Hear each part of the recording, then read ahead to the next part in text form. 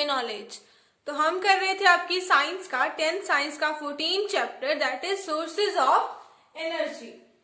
तो हमने कल दो ऐसे सोर्स पढ़े थे जिनसे हम इलेक्ट्रिसिटी बना सकते हैं। कौन कौन से? One is thermal power plant and other क्या था? Hydro power plant.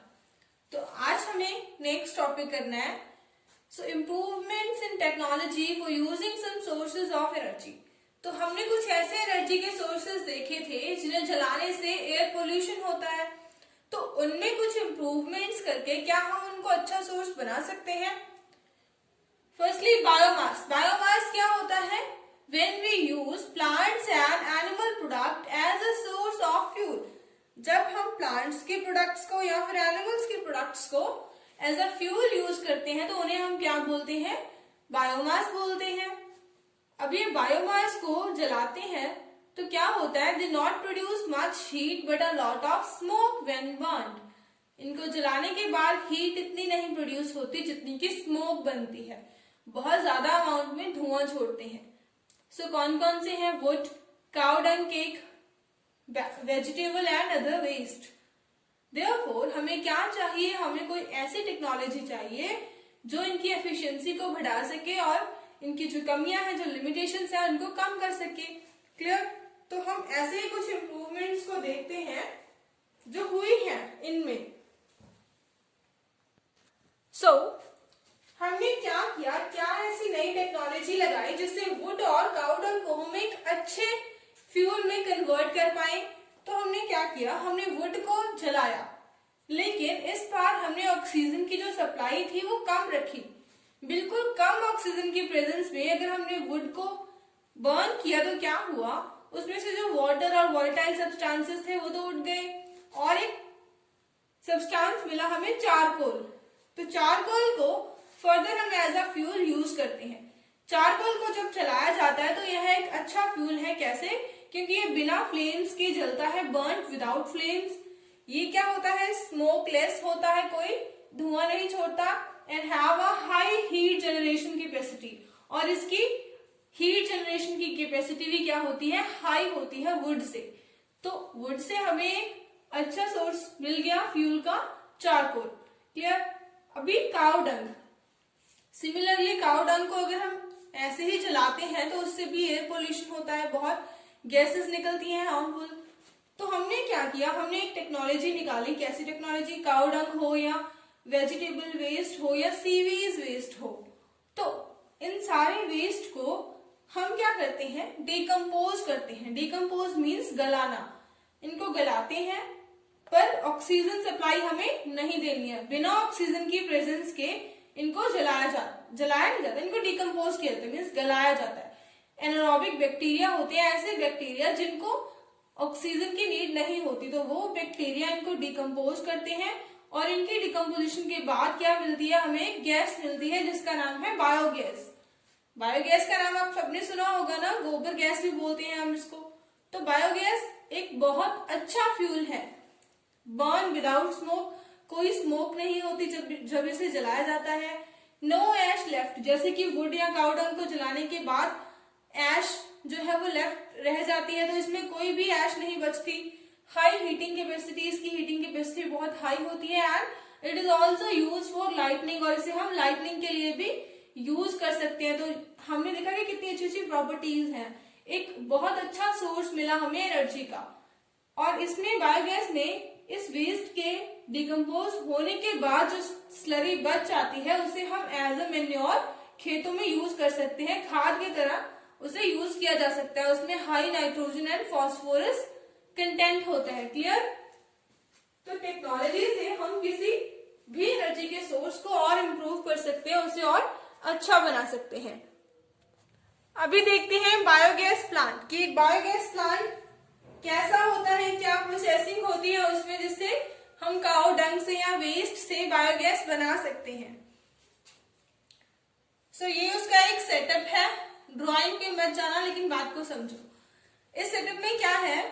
यहाँ पे हम डालते हैं इसमें स्लरी। तो स्लरी में क्या होता है? स्लरी में होता है जो भी आपका वेस्ट है या काउ डंग है उसमें हम वाटर को मिक्स करके एक पेस्ट बनाते हैं, तो वो स्लरी होती है, वो इसमें डालते हैं।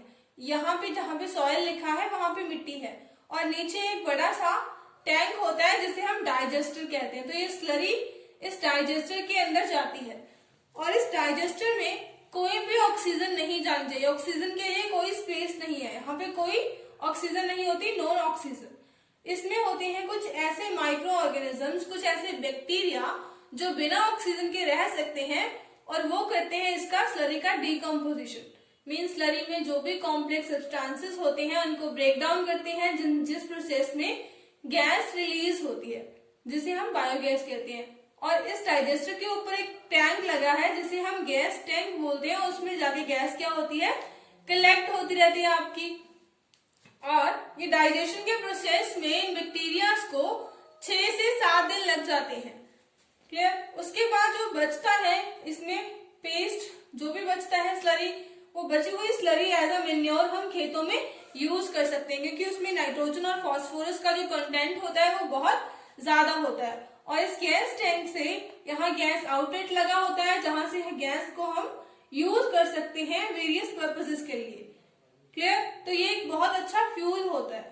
हमने इसकी प्रॉपर्टीज पढ़ी है कि ये बिना स्मोक के जलता है, हाई हीट प्रोड्यूसिंग कैपेसिटी होती है इसकी। Clear. So digester is sealed chamber with no oxygen, इसमें कोई ऑक्सीजन नहीं होती। एनारोबिक माइक्रो ऑर्गेनिजम्स होते हैं कुछ which break down the complex substances of slurry, जो स्लरी के कॉम्प्लेक्स सब्सटेंसेस को तोड़ देते हैं, जिस प्रोसेस में गैस निकलती है जिसे हम बायोगैस बोलते हैं। और इस गैस का 75% पार्ट क्या होता है, मीथेन। मीथेन मीन्स CH4, आप केमिस्ट्री में पढ़ोगे। Biogas is stored in the tank of the digester, और बायोगैस इस टैंक में यहाँ पे स्टोर हो जाती है। क्लियर। सो ये था आपका पूरा बायोगैस जनरेशन का प्रोसेस। बायोगैस को हम गोबर गैस भी बोल सकते हैं। Clear. Next is wind energy. Wind energy मतलब हवा से एनर्जी बनाना। हवा से एनर्जी हम कैसे बना सकते हैं, हमें पता है कि हवा की जो स्पीड होती है कई एरियाज में बहुत ज्यादा होती है। इतनी ज्यादा होती है कि जो ऐसे वाले विंड मिल्स है ये क्या होती है, एक पंखे की तरह होती है, लेकिन ये बड़ा मॉडल होता है। क्लियर। सो विंड मिल्स उस हवा से घूमती हैं। अब एक विंड मिल से तो हम कोई कुछ नहीं कर सकते, कोई एनर्जी नहीं बना सकते, लेकिन एक बड़े सारे एरिया में ऐसे ही काफी सारी विंड मिल या पवन चक्कियां लगी होती हैं जो हवा से ऐसे ऐसे घूमती हैं, और इनसे फर्दर क्या घूमते हैं, जनरेटर के टरबाइन्स घूमते हैं, और जिससे बनती है electricity. Clear. So kinetic energy of the wind, हमें पता है चलती हुई हवा में क्या होती है, kinetic energy use to generate electricity, और इसी का हम यूज करते हैं किसके लिए, इलेक्ट्रिसिटी जनरेट करने के लिए। Rotating motion of wind mill, इसका जो रोटेटिंग मोशन होता है that is use to turn the turbines of generator, वो जनरेटर की टरबाइन्स को चलाने के लिए काम में लाया जाता है। This is efficient source of renewable energy, हमें पता है कि हवा कभी खत्म नहीं होने वाली है, तो ये क्या है, रिन्यूएबल एनर्जी का सोर्स है। लेकिन इसकी भी अपनी डिसएडवांटेजेस होती हैं, कुछ कमियां होती हैं। वो क्या, firstly is wind speed should be higher than 15 kilometre per hour, कि जो विंड स्पीड है वो 15 किलोमीटर पर आवर से ज्यादा होनी चाहिए। लेकिन हर समय या हर एरिया में तो ऐसा नहीं हो सकता ना, so there should be some backup facilities, तो कुछ ना कुछ बैकअप फैसिलिटीज हमें चाहिए। मीन्स कि उस टाइम पे, जिस टाइम पे कोई हवा नहीं चल रही है, तो उस टाइम पे हमें एनर्जी के लिए क्या चाहिए, require large area of land, इसके लिए हमें लैंड भी ज्यादा चाहिए। इनिशियल कॉस्ट बहुत हाई होती है कि स्टार्टिंग में इसे लगाने के लिए जो कॉस्ट लगती है, पैसा लगता है, वो बहुत ज्यादा होता है। और इसके टावर और ब्लेड जो होते हैं वो लोहे के बने होने के कारण क्या होता है, जंग लग जाती है, रस्टिंग होती है, तो उन्हें रेगुलर मेंटेनेंस की जरूरत पड़ती है। क्लियर। सो ये उसकी कुछ कमियां हैं। So this is wind energy. आज के लिए इतना ही, नेक्स्ट टॉपिक करेंगे अगली वीडियो में।